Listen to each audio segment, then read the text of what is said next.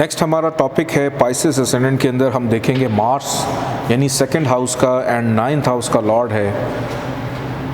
Jupiter ने दूसरा और नौवां घर दिया मार्स को, और जुपिटर और Mars both are friendly planets. अगर आप गुड एंड बैड प्लैनेट्स की थ्योरी को देखें तो आपको याद होगा दोनों दोस्त हैं। तो इस जायचे के अंदर मार्स, ये बड़ा इजी है अगर वो थ्योरी आप लोग के माइंड में हो। अब इसी तरह आप लोगों ने आगे भी करना है।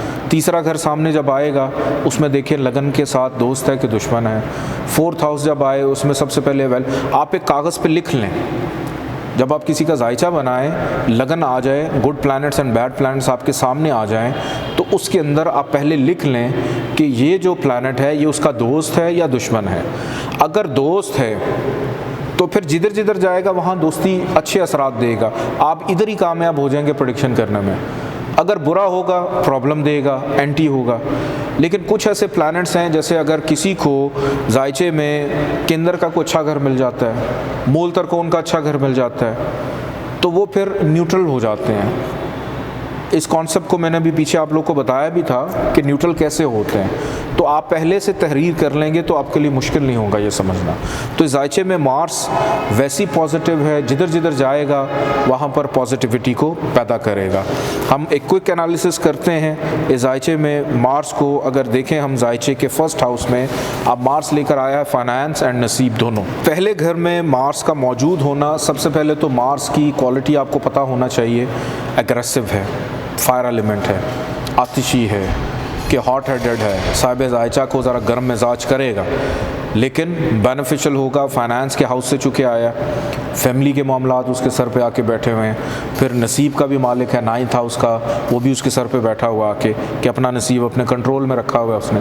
और यहाँ से वो नज़र डाल रहा है जायचे के चौथे घर में, ज़मीन जायदाद प्रॉपर्टी भी उसने देख रहा है। फिर सेवन्थ हाउस को देख रहा है। सेवन्थ हाउस जो है अज़दवाजी ज़िंदगी। अच्छा, मार्स अगर सातवें घर पे देख रहा है तो यहाँ पर मांगलिक योग बनता है, लेकिन वो क्या होता है ये मैं आपको समझाऊंगा आगे चल के। इसका प्रॉपर हम एक लेक्चर करेंगे। और यहाँ से इसकी नज़र पड़ रही है जायचे के आठवें घर पे, यानी नाउमीदी, मायूसी, हर्डल्स को भी अपने कंट्रोल में रखा हुआ है। इस जायचे के अंदर मार्स का स्टोन लेके पहना जाता है, वो जो है सुर्ख मरजान, रेड कॉरल, कि अगर मार्स अच्छी जगहों पे मौजूद हो तो आप इसका स्टोन लेकर पहन सकते हैं। मार्स अगर जायचे के दूसरे घर में हो, ओन साइन का अपनी घर में, तो यहाँ पर फाइनेंशियली तौर पे बहुत अच्छा, ख़ानदानी एतबार से बहुत अच्छा, लेकिन लहजे में तलखी को पैदा करेगा चूँकि बाय डिफ़ॉल्ट फायर एलिमेंट है। तो साहिब जायचा की जो गुफ्तगू है उसको बहरहाल थोड़ा सा एग्रेसिव रखेगा। और यहाँ से नज़र डाल रहा है जायचे के पाँचवें घर पे, बेटे का योग बनाया, प्यार मोहब्बत के मामलात में आसानी देगा। यहाँ से सातवीं नज़र इसकी पड़ रही है जायचे के आठवें घर पे, तो एट्थ हाउस से रिलेटेड चीज़ों को बेहतर करेगा। नाइन्थ हाउस पे नज़र डाल रहा है, अपनी घर को देख रहा है, नसीब के लिए, वालिद के लिए, बैरून मुल्क सफ़र के लिए, हायर एजुकेशन के लिए, काबिलियत के लिए, सक्सेस के लिए, मजहबी रुझानात के लिए, नींद पुरसकून, अच्छे ख्वाब आना, अपनी ज़ात यानी अपनी सेहत को लेकर जो एक्सरसाइज होती है, वर्जिश करना, अपने आप को एक्टिव रखना, चुस्त रखना, ये सारी चीज़ें जो नाइन्थ हाउस से मंसूब हैं उसमें भी बेहतर रहेगा। जायचे के थर्ड हाउस में अगर मार्स आकर बैठ जाता है, अब नसीब, फाइनेंस, ख़ानदानी मामलात ये हार्डशिप में चलेंगे। अब मेहनत के बाद इन चीज़ों को स्टेबल करना, और स्टेबल करने के लिए मेहनत मुसलसल जारी रहना। और फिर यहाँ से नज़र डाल रहा है जायचे के छठे घर पे, बीमारी को कंट्रोल करने के लिए एफ़र्ट करना, कर्ज़ को मेंटेन रखने के लिए एफ़र्ट करना, कोई कानूनी मामलात, लिटिगेशन के मामलात हैं उनको बैलेंस करने के लिए एफ़र्ट करना। और यहाँ से सातवीं नज़र जायचे के नाइन्थ हाउस पे, वालिद से इख्तलाफात पैदा हो जाएंगे, और बाकी कामों के लिए, अपने नसीब को जनरेट करने के लिए डेफिनेटली मेहनत। और 10वें घर पे इसकी नज़र है, यानी करियर रिलेटेड भी अब उसको एफ़र्ट करनी है और चीज़ों को स्टेबल करना है। मार्स अगर जायचे के फोर्थ हाउस में आकर बैठ जाता है तो यहाँ पर मार्स का आना बहुत ज़्यादा बेनिफिशियल होता है हर लिहाज से। माँ का अदब करेगा, बल्कि ऐसा बच्चा होगा जो माँ को दवाई डांट के खिलाएगा और माँ उसके सामने कुछ भी नहीं कहे, हाय मेरा पुत्र, और वो पावे माँ का, अब मैं क्या कहूँ यहाँ पे कह भी नहीं सकता, लेकिन यहाँ पे थोड़ा सा ना वालिदैन के साथ उसका लहजा तल्ख हो सकता है, अग्रेसिव हो सकता है, कि माँ बाप के साथ बेअदब भी हो सकता है। लेकिन प्यार इंतहा का होगा, लेकिन वो जो लहजा होगा वो ऐसा होगा जो मैंने कह दिया है बस उसी को ही आपने लेकर चलना है। और यहाँ से ज़मीन, जायदाद, प्रॉपर्टी, लैंड, एग्रीकल्चर, इन चीज़ों में फ़ायदा फाइनेंशली तौर पे स्ट्रॉन्ग रखेगा। अब यहाँ से नज़र डाल रहा है 7वें घर पे, अगेन मंगल योग बनता है। मांगलिक अज़दवाजी ज़िंदगी में शादी होने में प्रॉब्लम्स होती हैं, जो मांगलिक अफराद हैं इनकी शादी होने में प्रॉब्लम होती है अगर मार्स की नज़र पड़ जाए जायचे के 7वें घर पे, या मार्स का कोई ना कोई कनेक्शन कहीं से भी जायचे में बन जाए 7वें घर पे। लेकिन इसकी कंसिडरेशन एंड कैंसिलेशंस भी होती हैं, वो हम इसके लेक्चर में पढ़ेंगे। यहाँ से इसकी 7वीं नज़र है करियर के हाउस पे, तो करियर के हाउस से रिलेटेड तरक्की, प्रमोशन अपनी दशा अंतर दशा में देगा। फिर 11th हाउस ख्वाहिशात का पूरा होना, काम काज कारोबार में मुनाफा मिलना। मार्स अगर जायचे के 5th हाउस में आ जाए तो यहाँ हबूत यानी डिबिलिटेशन का नीच का हो जाता है, वर्स्ट पोजीशन में चला जाता है। देखें यहाँ पर आप ये मत समझिएगा कि मूल तरकोन के अंदर कोई भी प्लानट आ जाए तो अच्छा होता है, वो ख़राब भी हो सकता है, या केंद्र में कोई आ जाए तो बहुत अच्छा होता है, वो ख़राब भी हो। अब इस पर थ्योरी अप्लाई हो गई है, ये बाउंड हो गया बुरे असरात देने के लिए। यहाँ पर मार्स बैठ के बेटे का योग तो बना देगा, लेकिन इसके साथ साथ फाइनेंशियली डिस्टर्ब करेगा, नसीब डिस्टर्ब करेगा क्योंकि इन घरों से आया है, और औलाद को बेअदब रखेगा, मोहब्बत में मायूसी देगा, पेट के मसाइल पैदा करेगा, और वो तमाम ख़राबियाँ जिनका ताल्लुक़ 5th हाउस से है। और जिधर जिधर नज़र डाल रहा है जायचे के 8वें घर पे, 11th हाउस पे और 12th हाउस पे, नाउमीदी, मायूसी, हर्डल्स देना, कामकाज कारोबार में नुकसान देना अपनी दशा अंतर दशा में, और ख़र्चा भी एक्टिव रखना। जायचे के 6th हाउस में मार्स अगर बाय बर्थ मौजूद हो तो यहाँ भी ख़राब होता है, क्योंकि नहस घर, फाइनेंशियली डिस्टर्ब रहना, बीमारी का गालिब रहना, रोग दुख तकलीफ़ की कैफियत में रहना, लहजे में मायूसी रहना।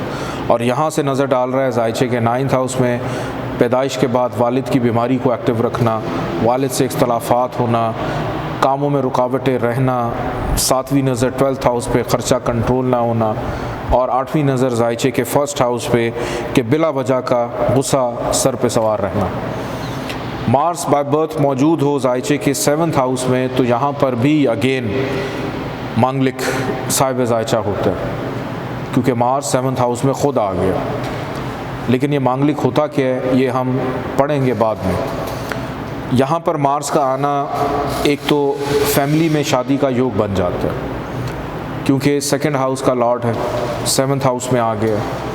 और यहाँ से अज़दवाजी ज़िंदगी के बाद साहिब जायचा, लेकिन साहिब जायचा का जो लाइफ पार्टनर होगा वो थोड़ा सा अग्रेसिव ज़रूर होगा, गुस्से का तेज़ होगा, कि उसको सारी ज़िंदगी गिला शिकवा रहेगा कि मेरा शौहर या मेरी बीवी मेरे से लड़ते बहुत हैं। और यहाँ से इसकी नज़र पड़ रही है जायचे के 10वें घर पे, पहले घर पे और दूसरे घर पे, अपने घर को देख रहा है। इन घरों के लिए पॉजिटिव रहेगा क्योंकि फ्रेंडली है, सिर्फ वो एग्रेसिवनेस वाली जो नेचर है ना वो नहीं जाएगी।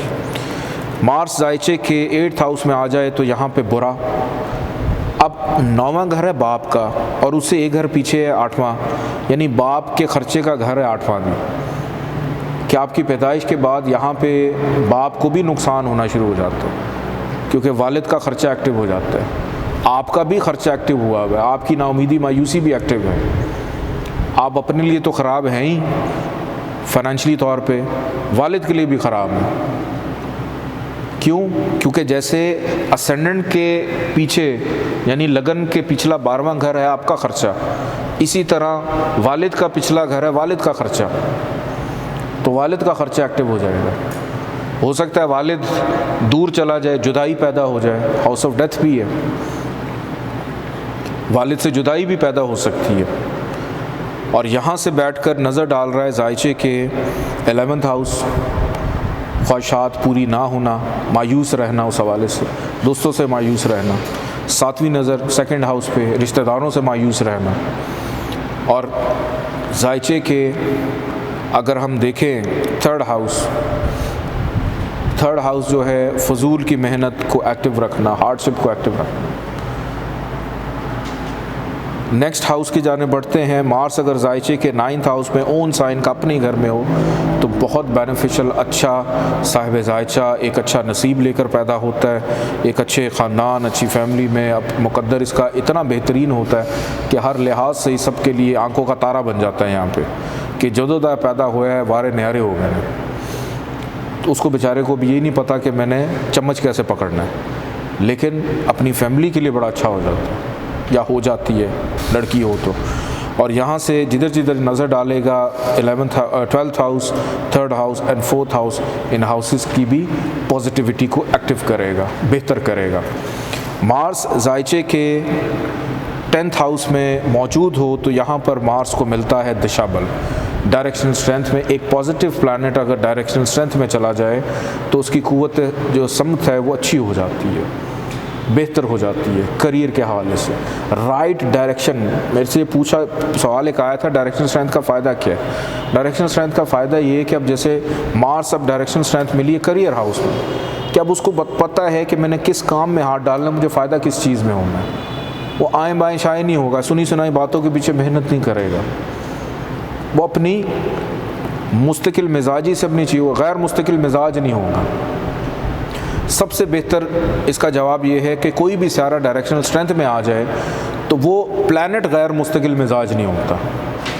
यानी वो प्लैनेट गैर, इंसान को तो छोड़ दें, वो प्लैनेट जो है वो सही डायरेक्शन में आ जाता है। अगर पॉजिटिव होगा तो बहुत फ़ायदा अच्छा देगा, अगर ख़राब होगा तो फिर वो ख़राबी देने में भी गैर मुस्तकिल मिजाज नहीं होगा, वो फिर मुस्तकिल मिजाजी से ख़राबी देता रहेगा। तो आपको भी फिर मुस्तकिल मिजाजी से उसके सदक़े देने। तो बहरहाल यहाँ पे मार्स बहुत अच्छा है, यहाँ से नज़र डाल रहा है जायचे के 1st, 4th and 5th house पे। बेटे का योग बनाएगा, ज़ाती घर का योग बनाया है, साहिब जायचा को तक़वियत दी है, ज़ाती बिज़नेस का भी योग इसने बनाया है, यहाँ पे फाइनेंशियली तौर पे भी स्ट्रॉन्ग रहेगा। मार्स अगर जायचे के 11th हाउस में हो, यहाँ पर दो चीज़ें हो रही हैं। एक तो धन योग बन रहा है, यानी 2nd हाउस का लॉर्ड 11th में है, प्लस इसको शर्फ मिल रहा है, एक्सॉल्टेशन का, उच्च का है, बहुत अच्छा होता है यहाँ पे करियर प्रॉफिट। और यहाँ से ये नज़र डाल रहा है जायचे के 2रे, 5वें और 6ठे घर में, इन घरों की भी पॉजिटिविटी को एक्टिव रखेगा। फाइनेंस को बेटे का योग बनाएगा, मोहब्बत का योग बनाएगा, अनसर्टेन गेन का योग बनाएगा, फिर बीमारियों से दूर रखेगा। नेक्स्ट हाउस में अगर मार्स मौजूद हो जायचे के 12th हाउस में तो यहाँ पर मार्स सबसे बुरे असरात देगा, क्योंकि नहस घर में चला गया, ख़र्चे के घर में, तन्हाई के घर में, अकेलेपन के घर में, कि अब तो गुफ्तगू में बस एक ही जुमला होता है कि मेरे से कोई ना प्यार करता है ना कोई मेरे से हमदर्दी करता है, क्योंकि अब उसने बोलने ही वही जुमले हैं जिस घर में वो बैठा हुआ है। अकेलापन, तन्हाई, कि उसके लबो लहजे से वो चीज़ झलकती होगी, रुकावटें, मायूसियाँ, नाकामियाँ। और यहाँ से जिधर जिधर नज़र डालेगा 3रे में, 6ठे में, 7वें में, अब यहाँ फिर 7वें पे नज़र पड़ रही है, जुदाई का घर 7वें घर पे। तो मार्स अगर जायचे के 12वें घर में हो ना किसी के भी, तो ऐसे लोग मेजॉरिटी 70% मैंने केसेस देखे, ऐसे लोग शादी होती नहीं है उनकी, जितनी मर्जी जतन करते रहें शादी होती नहीं है उनकी, बड़ी प्रॉब्लम्स आती हैं। क्यों?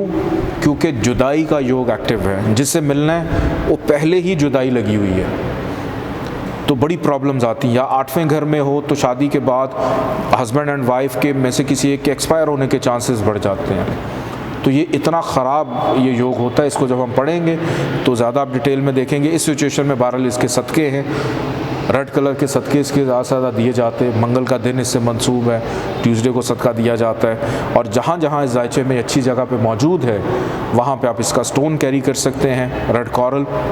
हमने 12 के 12 असेंडेंट्स पढ़ लिए हैं और बहुत सारी चीज़ें अल्हम्दुलिल्लाह आप लोग को क्लियर हो चुकी हैं, लेकिन कुछ क्लियर नहीं हुई। अगर आप लोगों को मेरे से कोई भी चीज़ पूछनी है, ईद के बाद मैं हाज़िर हूँ, आप मेरे से डिस्कस कर सकते हैं इन 12 के 12 असेंडेंट्स के बारे में। नुमान अवेलेबल है, कोई सवाल है आप नुमान को कीजिए, आपकी और मेरी अपॉइंटमेंट फ़िक्स हो जाएगी, हम उसको डिस्कस कर लेंगे।